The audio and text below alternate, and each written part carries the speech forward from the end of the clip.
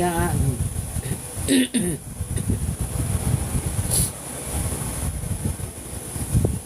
Hi, welcome to my live. Again, meron na akong gusto ding ikwento.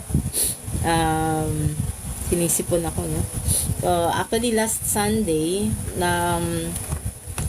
nakaschedule yung debut nung yung pamangkin ko. And then, actually, the day before, nararamdaman ko parang hindi ako makaka-attend. No? And, hindi ko alam kung ano yung reason. Baka, kasi dalawang parents ko may sakit, no?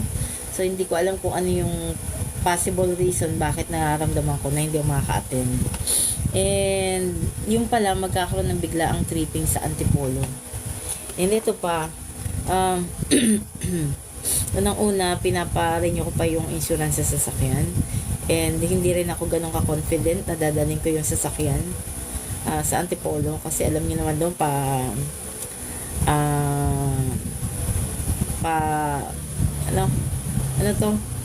parang roller coaster yung na yun yung road networks doon. So siyempre bundok yun, bulubundukin, no?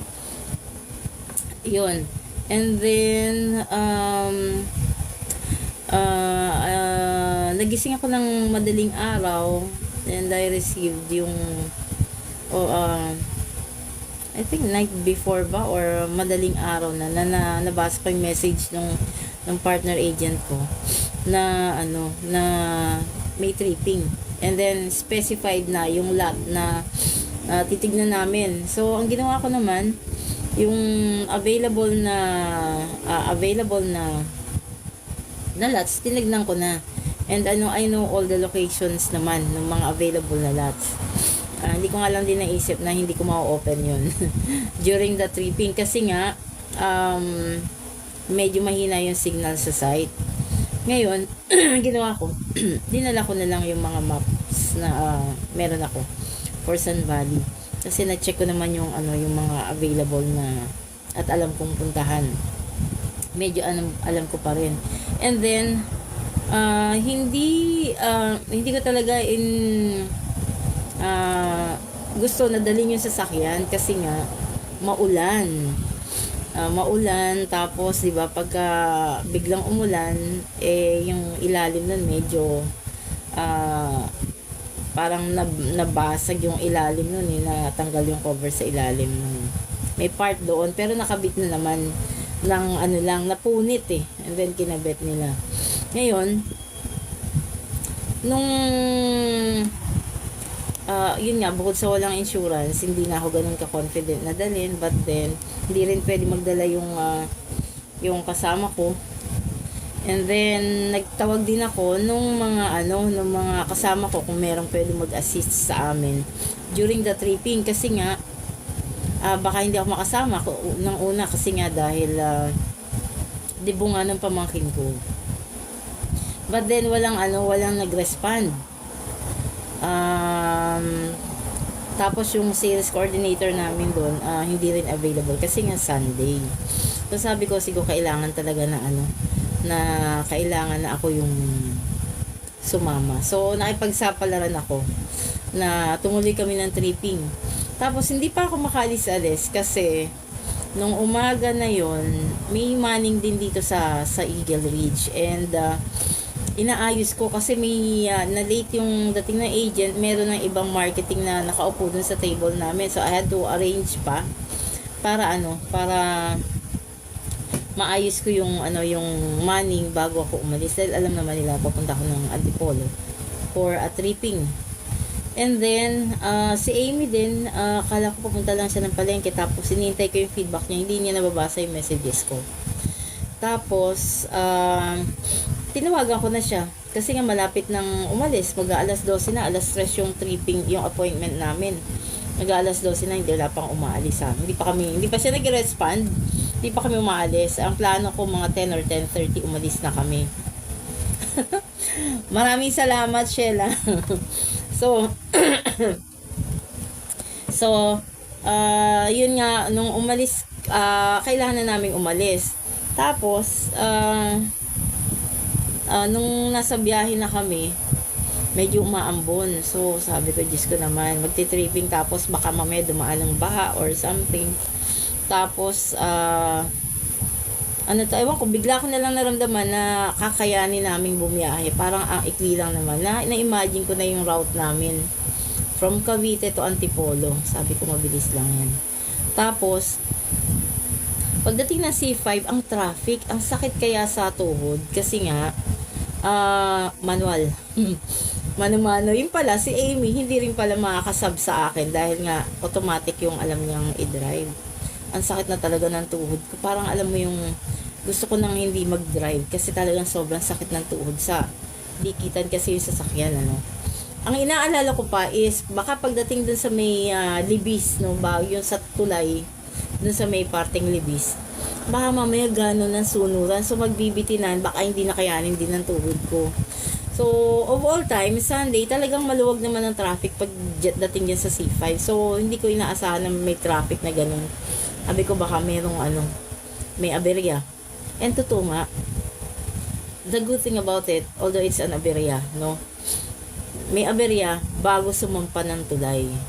So pagkadaan ng pagkadaan namin dun sa parang may nagbanggaan, may na-aksidente. Dire-diretso. So nakalampas ako dun sa tulay na inaalala ko na baka magbibitinan.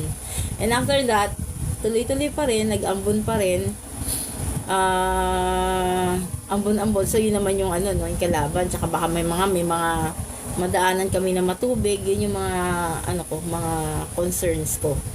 And tapos yung client, ang appointment namin is 3 o'clock. 3 o'clock nandun pa kami sa C5. Sabi ko, hindi pa ba nagme-message? So, hindi pa naman. Pakisabi mo, nasa C5 na tayo. Or nasa Libis na tayo. So, malapit na yan eh. Antipolo na yan. So, tumawag na. No? Tinatanong na lang, ipipin na lang daw nila yung pinapapin na lang sa amin yung lote para pupuntahan na nila para makita. Ito naman si Amy, hindi niya makita kasi hindi niya naman alam yung location. Ako yung nagda-drive kaya hindi ko rin basta mapipin. So, nagtatagal din kami dahil syempre yung signal. So, sabi mo na lang malapit na talaga tayo. And good thing, inintay kami. So, nagkita kami ng clients.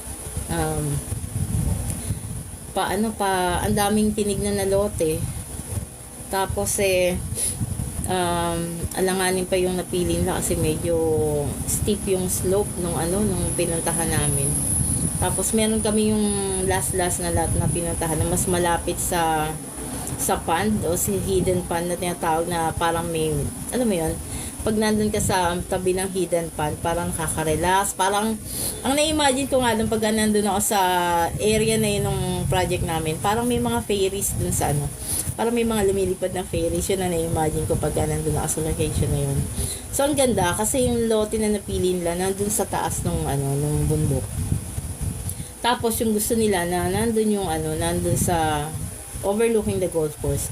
Bonus pa, malapit sila dun sa hidden pond na malaki talaga. So, walking distance yun pababa dun sa nila sa lote. Ito pa, dahil hindi ko mabuksan yung mapa, alam kong may mga available pang iba para magkaroon ng ibang option bukod dun sa corner lot na medyo makitid. Although paglabas nila ng bahay, tanaw na talaga nila yung golf course. Akit ako sa sales office sa taas. Fortunately, nandun sina Frank.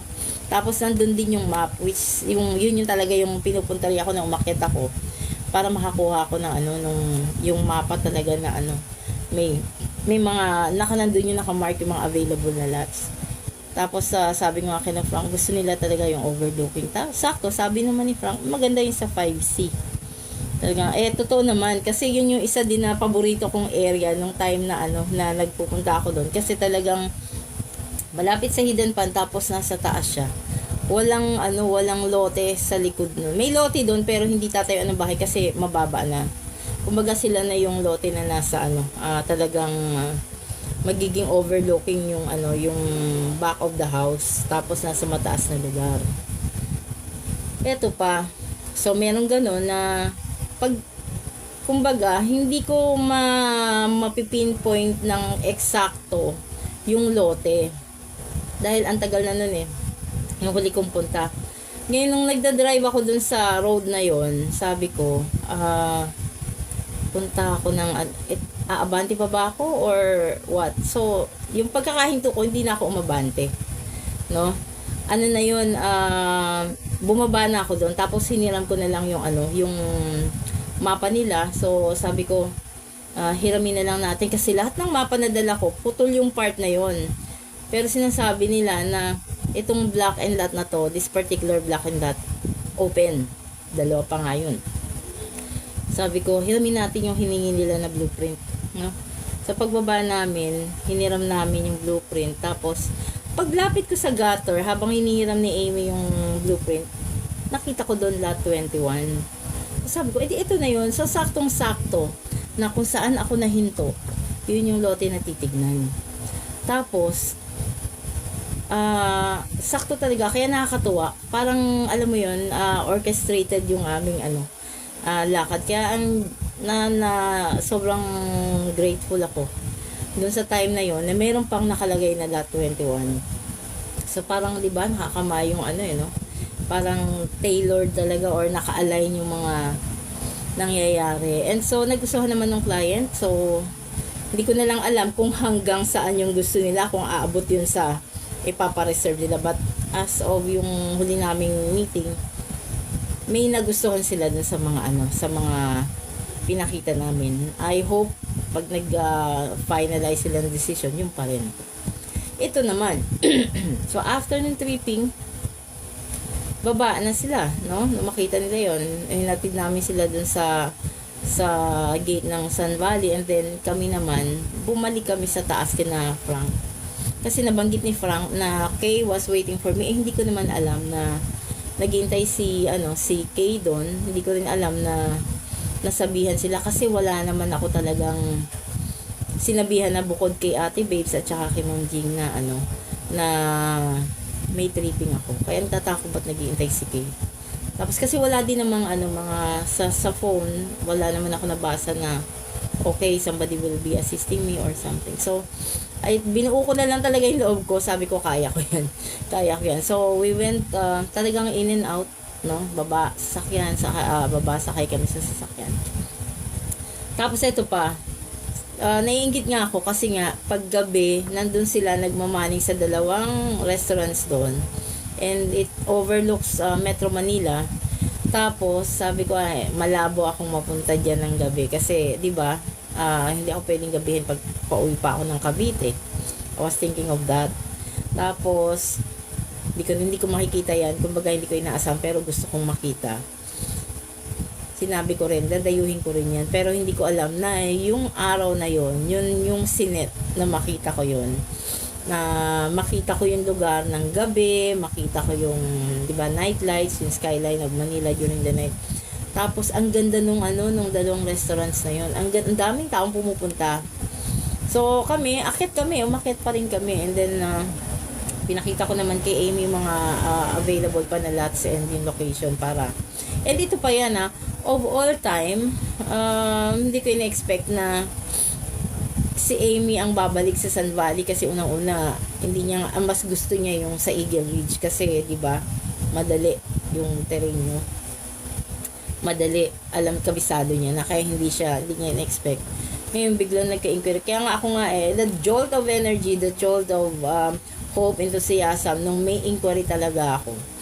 Talaga, nag-message nga sa group chat namin sabi ko, as in gigil, parang very hopeful na ako dahil meron palang inquiry, hindi pa naman closing pero sobrang excited na ako nung binabalita ko na may tripping kami or may inquiry.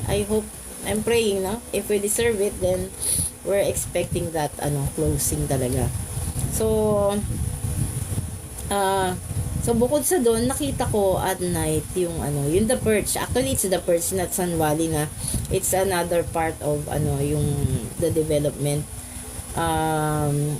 Perch at Highland Park yun, bale. The Perch, so mas mataas yung lugar na yun. Napakaganda. So, nakarating ako doon ng gabi. So, that's one of the things na I am really grateful about. With Amy din, no, hindi rin ako nagutom kasi kada kumakain kami. Tapos, yun nga, a lot of things, parang nagka-bonding din kami. Ito pa, alam niya, at nun niya lang nalaman na meron akong event, no? Na, yun nga, yung pamangkin ko, ano siya, debut niya. So, that's 5 o'clock in the afternoon hanggang 10. Sabi nga ng kapatid ko, makakahabol ka ba? Sabi ko, hindi ko pa alam kasi andito pa lang kami kako sa ano eh. Nasa Libis pa lang kami, almost magpo-4 na nga halos, di ba? So, ano pang kumbaga yung guest, syempre iikot pa yun, di ba? Ayun. And we ended up parang mga 6:30. Mga 6:30. So, umakyat pa kami kay para nga makapagpaalam na rin at makita nga yung location din ng dalawang restaurants para alam na rin ni Amy yun. So, yun ang yun ang pinuntahan namin. And then, yun ang maganda doon, nakahabol ako dun sa ano. Actually, hindi naman na hindi ko na ina-expect na makakarating talaga, pero it was like 9 o'clock, nandiyan na kami sa Dasmad Bayan. Sabi ko baka masilip ko pa, baka mag-extend pa, ganyan. So, hindi ako tumawag kina Randy kasi sabi ko baka mamaya napaaga naman yung yung tapos ng party. So, I just went there kung ano abutan ko. And totoo nga naman, parang meron lang silang hinabol na program para lang, kaya nagtagal sila ng hanggang 10 o'clock. And yun ay inabot ko. After that, kaya nga halos wala na rin akong gana kumain. Imagine mo, I was driving from 12 o'clock ng umaga hanggang 9 o'clock ng gabi, no? Para dun sa parang wala na akong ganang kumain, pero gusto ko na lang makita kung ano yung nangyari dun sa debut, di ba? Makarating man lang kasi halos wala dahil walang nakarating halos sa side namin dahil sinabingbing may pasok kinabukasan. It was Sunday ng Friday, Sunday night eh. So, walang sila Bingbing hindi nakapunta, si Opel is in Germany. Ako na lang talaga eh. So, tatay hindi ko na nasundo, hindi ko na si tatay sana pwedeng magpunta kung may ibang magdadrive, may ibang makasama, but then wala eh, hindi nakita ni tatay. So anyway, these are just some of kapalit, no, na trade off, pero bawi-bawi na lang din, no. Hindi pa nga nabibigay yung gift ko sa pamangkin ko kasi nga talagang diretso kami. Okay, tapos ang gusto ko kasing i-share is yung kotse na ginamit namin sa tripping. The following day, no, dumating yung pampinsan ko and iaayos niya yung metro namin para magkaroon na ng permanent na connection sa Meralco. Chinek niya yung sasakyan. Alam niyo ba na yung wala nang tubig halos yung makina, and yung fan belt halos maghihiwalay na. So talagang sabi nga ng tatay ko, may talagang pinag-aadyakat nakauwi ka pa. And ako naman talaga namang sobrang ramdam ko rin nung pinapatakbo ko yung sasakyan na parang ang strong niya, parang dinidelete niya yung doubts ko, parang tinatanggal niya talaga yung doubts ko na nag-drive ka lang. Sabi ko, parang na-miss mo yung Sun Valley, mukhang lumakas ka pa, makabalik ka dito, kinakausap ko yung kotse. So, talagang, I know it's God's, divine hands that is carrying us all throughout, no? Kaya talagang, I cannot really help but be grateful for everything, every moment of it. From the start, nagising ako ng madaling araw, nag-prepare and all. So, lahat yan I know and I believe orchestrated. And, alam kong inaalagaan kami. So, synchronicity nga. So, yun na yung yun yung gusto kong i-share. No? We just have to believe. Kasi may mga bagay-bagay na talagang pinapayapa niya, pinapacify niya tayo sa yung mga concerns natin. Basta magtiwala talaga. I know, marami nagsasabi, magtiwala ka lang. Pero maganda kasi kung talagang yung na-experience mo. Tapos i-share mo kasi para naman yung iba din maniwala na these things happen, no? Talagang if you believe, ako naman lagi surrender yan eh. I cannot really trust. Yun lang pag alis ng sasakyan na to hindi ko alam kung saan ko kinuha yung lakas ng loob para patakbuhin ko yung sasakyan. Na wala akong choice kasi hindi pwede mag long drive si Amy. So, talagang halos ko pinakita ng pinsan ko yung fan belt ko kanina, halos maghihiwalay na. Kasi may mga gumuguhit na matalim, no? And kahapon pakiramdam ko lumalaban yung kotse ng paakyat sa bundok-bundok ng project na yun. So yun, inaantay na lang namin kung ano yung resulta ng client natin ripping namin, but overall sobrang pasalamat ko na, whether it be closed or not. Sobrang pasalamat na ako for that day, no? Sobra. Pero alam nyo, nung gabi may challenge pang extra eh. Pagka uwi ko, nung hinahakot na ni Darwin yung laman ng kotse paloob ng bahay, si tatay nakita niya parang pabagsak, kaya narinig, tito, ganun siya na ganun, tito, ganyan. Pasok ako, si tatay nahiga na. Parang nag-fall na siya dun sa sahig. So ako naman ko dahil nag-seizure yung tatay ko. Nag-seizure siya. Tapos napahiga. Buti na lang pagka nag-seizure siya, laging may tao, may nakakakita, at saka hindi siya bumabagsak ng bigla. Unti-unti yung pagbagsak niya. Kaya nung nung time na yon, sinalo ko siya, sabi ko, nag-iisip ako kung mas na-stroke na bang tuluyan or seizure lang. Salamat sa Diyos, seizure lang yun. And then, tinatanong ko siya, tay, okay ka na? Okay na? Sabi niya, sumasagot naman siya. Gumaganon siya. Sabi, babangon ka na? Ang sagot niya pa nga, bakit ako babangon? So, hindi niya pa alam na nakahiga siya at that time, no? Kasi nga nag-seizure.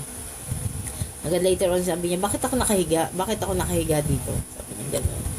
So, tinayo ko na siya. So, sabi ko nga sa kanya, tay, yan yung kinakabahan ako kung bakit ayaw ko na lalabas kang mag-isa. Kasi hindi natin alam kung kailan na-atake yung seizure mo. Yan, no? Kasi na mild stroke na siya eh. So, prone na siya sa seizures, no? Although may iniinom siyang anti-seizure, medyo parang pangalawa pa yung kahapon, no? Nung umalis ako papuntang Makati for an orientation, 1.5 lang naman yun, no? Sinaglit ko na at may kasama din naman. Pagbalik ko ng bahay after dinner, lumabas siya ng kwarto niya, papunta ng CR, no? Lilinisin niya yung yung yung commode niya. Nakita ko nahihina at nahihilo. Sabi ko, tayo, huwag yun. Iba na lang yung iutos niya yan sa iba. Huwag ikaw. Huwag ka na. Tapos tuloy pa rin siya. Sabi niya, kanino ko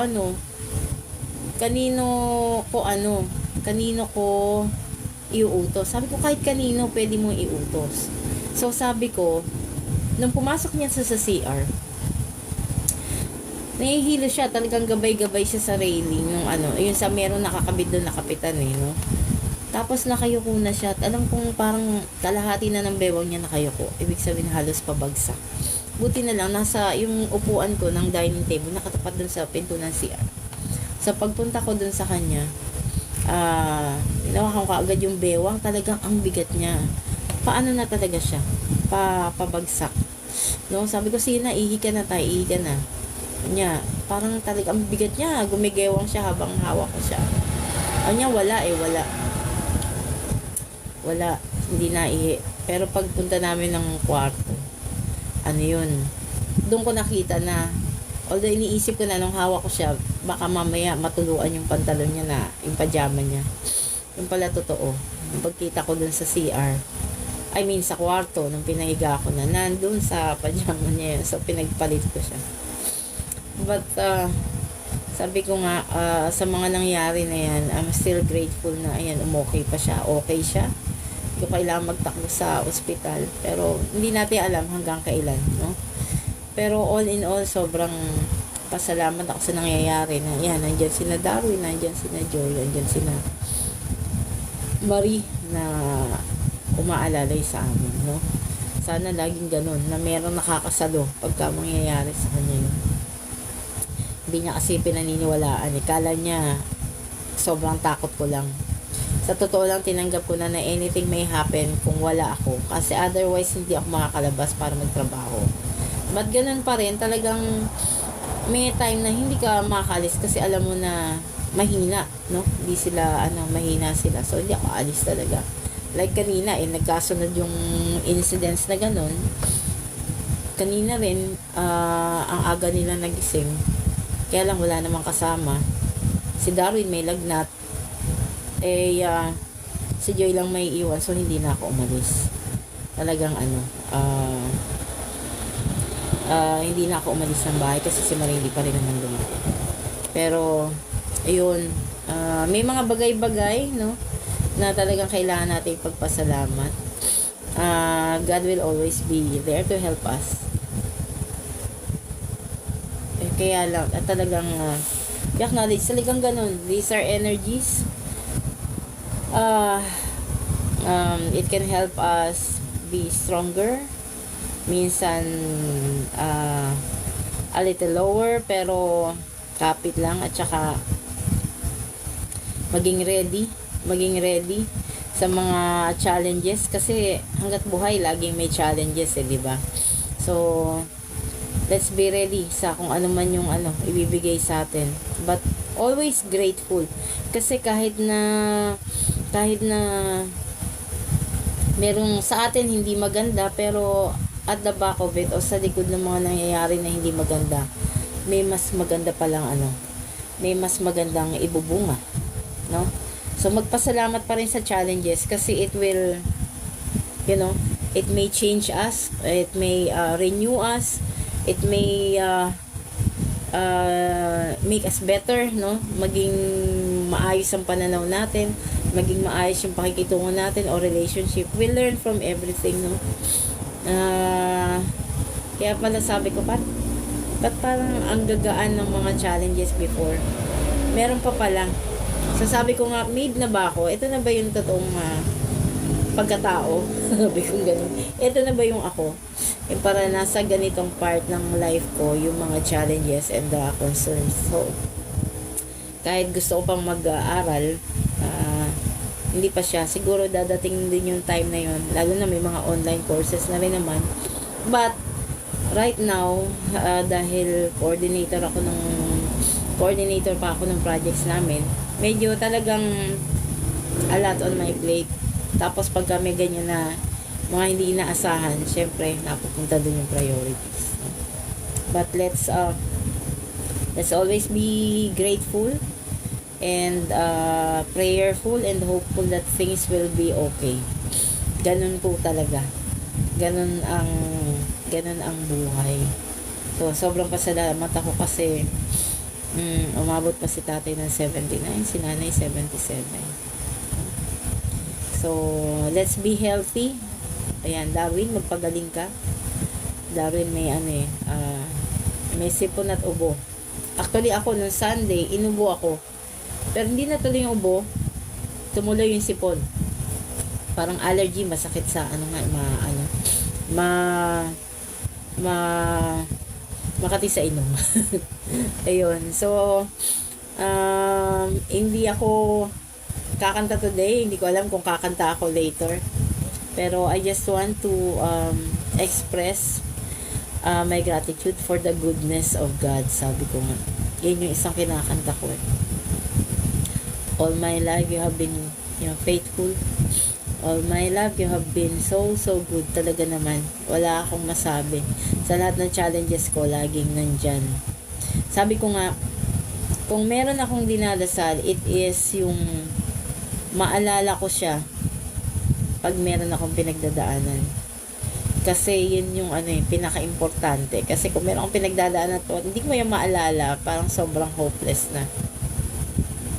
Kasi naalala ko one time nung nung medyo dinaanan ko yung depression, no. Uh, Parang yung feeling mo gahibla na lang, wala ka na sa realidad. Tapos lagi ko kasing nilalagay yung Bible ko sa ulo na ng unan ko. And once I touched ng Bible, nag-reach out lang ako. Parang alam mo yun, parang biglang pumasok yung pag-asa sa'yo. No? Kaya yun yung hindi ko makakalimutan, talaga naramdaman ko siya. So, let's remain prayerful. Basta lagi, hindi mo man napapansin yan, pero may nababago at may nababago sa atin. No? So, let's stay faithful and grateful all the time. Okay? So, maraming salamat and thank you for joining this live. I hope to see you again next time. I want to sing a lot, you know. Sa susunod po. Maraming salamat po. Bye-bye.